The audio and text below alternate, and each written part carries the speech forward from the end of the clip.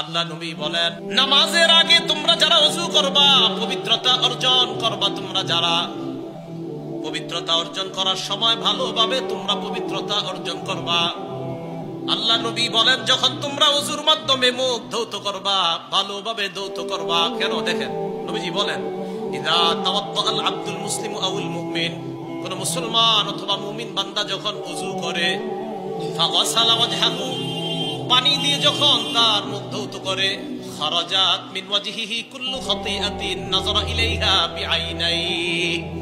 নবীজি বলেন, কোন মুসলমান যখন ওযু করে, ওযুর পানি যখন চেহারার মধ্যে দেয়, তখন এই নজরের মাধ্যমে যে গুনাহগুলো করছে, ওই পানির সাথে মাআল মাই আও মা আখিরি কতরিল মা, পানির সাথে অথবা পানির শেষ ফোঁটার সাথে তার এই গুনাহগুলা ঝরে যায়, পড়ে যায়।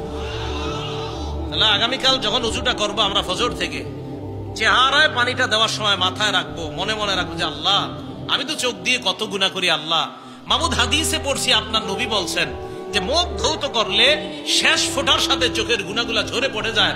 আল্লাহ, আমি মুখে পানি দিচ্ছি মাহমুদ, আমার এই পানি দেওয়ার সাথে সাথে এই পানির সাথে যেন আমার চোখের গুনাহগুলা ঝরে পড়ে যায়।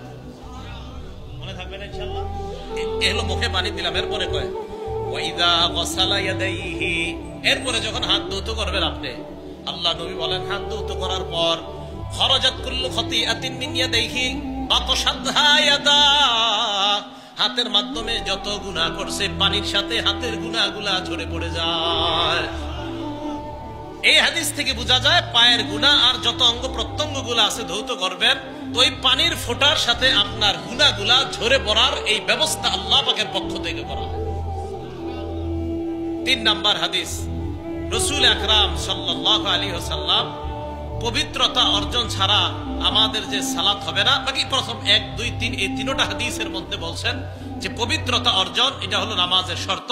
তো তৃতীয় হাদিসের মধ্যে নবীজি বলেন, তিরমিজি শরীফের, মিফতাহুস সালাতি আত-তুহুর, নামাজের চাবি হলো পবিত্রতা, পবিত্রতা অর্জন ছাড়া নামাজ খোলা যায় না। এবার চলেন আমরা নামাজে প্রবেশ করব। নামাজে প্রবেশ করার আগে যদি গোসল ফরজ না থাকে তাহলে ওযু করা। ওযুর ফরজ কয়টা বলেন তো? 4টা। সূরা মাইদার 6 নম্বর আয়াতে আল্লাহ পাক রব্বুল আলামিন বলেন, ইয়া আইয়ুহাল্লাযীনা আমানু ইযা কুনতুম ইলাস সালাহ, হে ঈমানদারগণ, তোমরা যখন নামাজে দাঁড়ানোর ইচ্ছা করো, ফাগসিলু বুজুহাকুম, তোমরা তোমাদের চেহারা ধৌত করো, ওয়া আইদিয়াকুম ইলাল মারাফিক, তোমরা তোমাদের হাতগুলা কোনই পর্যন্ত ধৌত করো, ওয়ামসাহু বিরুসিকুম, 3 নাম্বার মাথা মাসহ করো, 4 নাম্বার আরজুলাকুম ইলাল কাবাইন, পাগুলা টাকটু পর্যন্ত পা ধৌত করো। এ হলো ওযুর 4 ফরজ। হাত ধৌত করা, মুখ ধৌত করা, মাথা মাসহ করা আর পা এটা ভালোভাবে ধৌত করা যদি ওযু ফরজ হয় আপনার।